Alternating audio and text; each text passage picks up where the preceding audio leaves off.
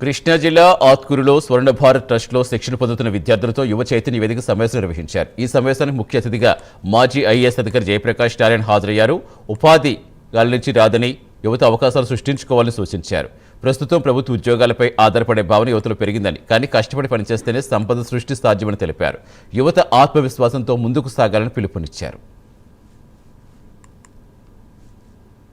ఎప్పుడు కూడా మనిషికి తీరని ఆశలు మిగిలిపోయినాయి.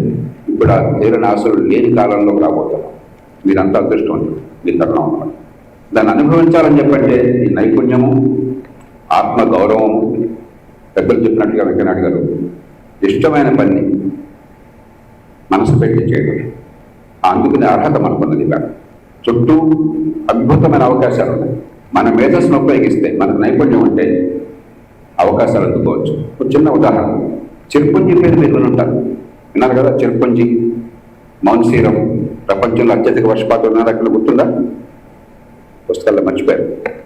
ప్రపంచంలో అత్యధిక వర్షపాతం ఉన్న ప్రాంతాలు మన దేశంలో మేఘాలయ రాష్ట్రంలో, ఈశాన్య భారతంలో. అక్కడ వర్షం 60 అడుగుల వర్షం ఉంది. ఒక పెద్ద గంగాళంలో కనుక ఉంచినట్టయితే ఉంచుకోవాలంటే సంపద నేల